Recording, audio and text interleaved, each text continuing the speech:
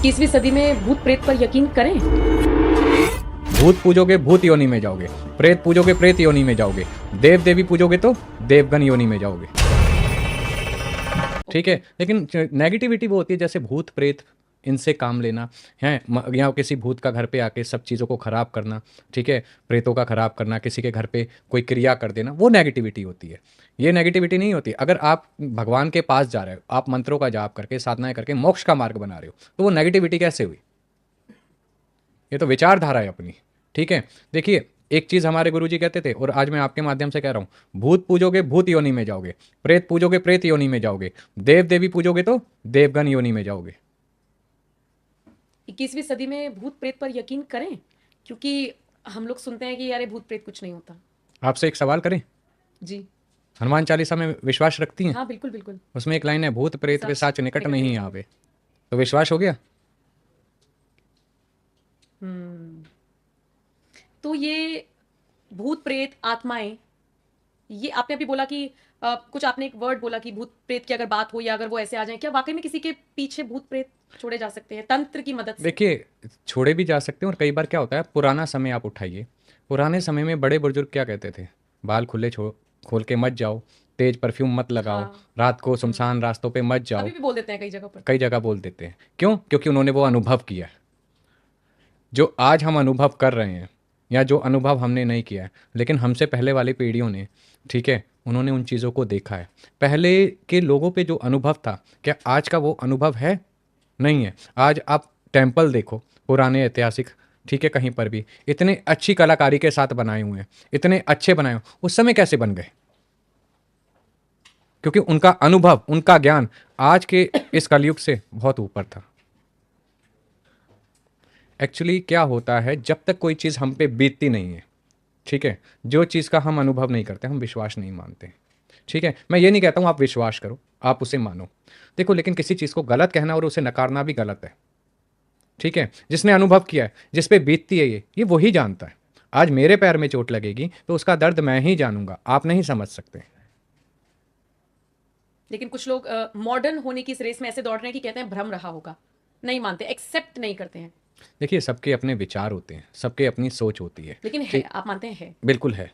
ठीक है, अब किसी के विचारों को मैं खंडन नहीं कर सकता। ठीक है, मैं तो सिर्फ एक ही बात कहता हूँ, महादेव भगवती नरसिंह देव सबको सद्बुद्धि दे, सतमार्ग दे। ठीक है, मानना ना मानना वो उनका पर्सनल है। ठीक है, किसी पे हम ज़बरदस्ती किसी चीज़ को नहीं कर सकते। आज बच्चा कहता है मुझे MBA नहीं करनी है, मुझे डॉक्टर बनना है, तो माता पिता भी ज़बरदस्ती नहीं करते हैं। ठीक है, तो सबका अपना स्वतंत्र हैं, सब अपनी सोच क्षमता अनुसार समझदार भी हैं। लेकिन मैं एक ही बात कहूँगा, अगर आप अच्छा नहीं दे सकते तो बुरा भी मत दीजिए समाज को,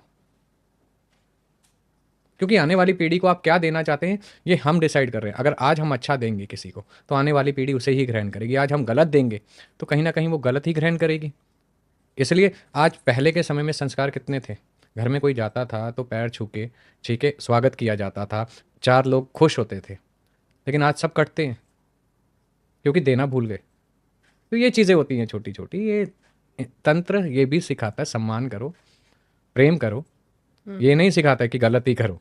तो तंत्र की क्रियाएं कौन कौन सी होती हैं? तंत्र की बहुत क्रियाएं होती हैं, 10 महाविद्याओं के अंतर्गत भी आती हैं, योगिनियों के अंतर्गत भी आती हैं, वीरों के अंतर्गत भी आती हैं, है ना, देवी देवताओं के अंतर्गत भी आती है, नरसिंह देव के अंतर्गत भी आती है। तो तंत्र देखिए, जिसका जैसा इष्ट, जैसी गुरु पद्धति प्रणाली से सिखाया गया क्रिया को, वैसे ही।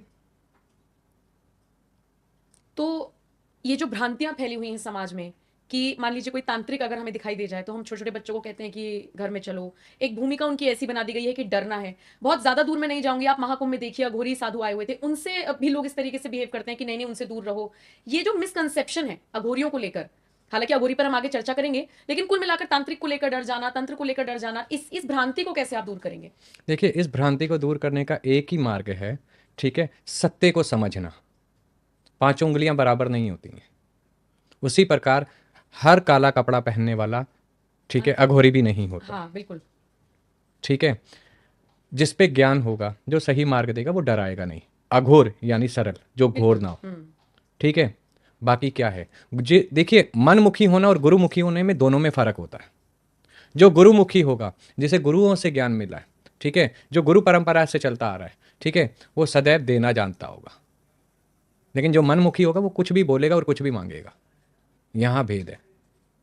मनमुखी से अच्छा गुरुमुखी, गुरु परंपरा, गुरुओं की तो परंपरा चली आ रही है। आज हम यहाँ हैं, यहाँ बैठे हैं, अनेक हमारे साधु भाई, सन्यासी मित्रगण भाई आज ज्ञान दे रहे हैं, संसार को सीख दे रहे हैं, सत्य का मार्ग दिखा रहे हैं, तपस्या कर रहे हैं दूसरों के हित के लिए, क्योंकि गुरुमुखी हैं, गुरुओं ने ज्ञान दिया।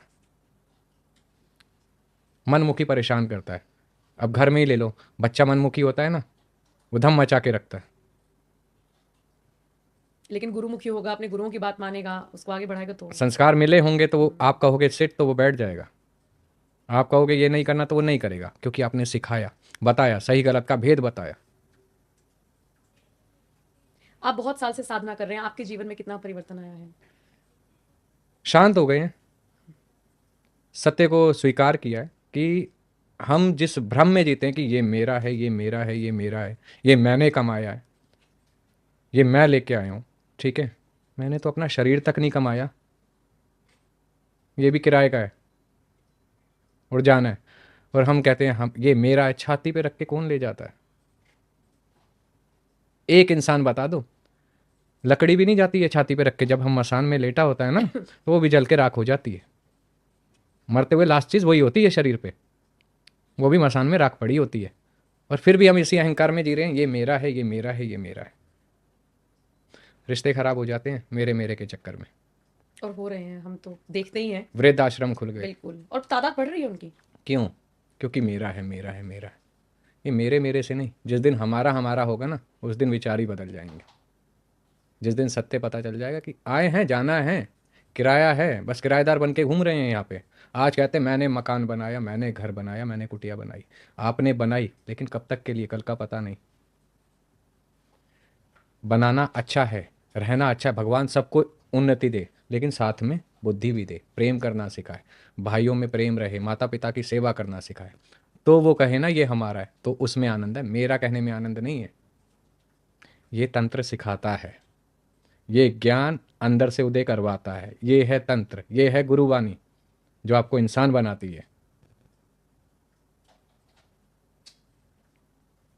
तंत्र तो मुझे लगता है कि लोगों को बहुत हद तक समझ में आया होगा, लेकिन मंत्र को हम चलते फिरते ऐसे ही बोल देते हैं, बच्चों को ऐसे सिखा देते हैं, तो बच्चों को बोलते हैं से सुना दो जरा, रिश्तेदार आए हुए हैं। उस मंत्र को बोलने का उस वक्त पे फायदा है, या देखिए, इनका भी एक प्रॉपर तरीका होता है? मंत्र पहले ये समझिए कैसे उच्चारण होते हैं, कितने प्रकार का उच्चारण होता है मंत्रों का। मानसिक उच्चारण होता है, मन में बोलते मन हैं। में, ठीक है। ठीक है। उपांशु उच्चारण होता है, मतलब उपासना की, बोल के, बोल थोड़ा के हो गया, फुसफुसा ठीक के, है। है ना, वाचिक तेज तेज बोल के, ठीक है। है ना। 3 प्रकार के जाप बताए गए हैं, है ना।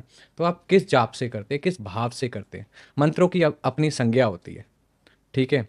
अब तांत्रिक मंत्र में अब क्या करते हैं कई लोग की, उदाहरण के तौर पे क्रोध भैरव का मंत्र है, ठीक है। अब क्रोध भैरव का मंत्र है तो आप उसे सौम्य में कैसे जप सकते हो? नहीं जप सकते, उसे क्रोध में ही जपना पड़ेगा, अच्छा।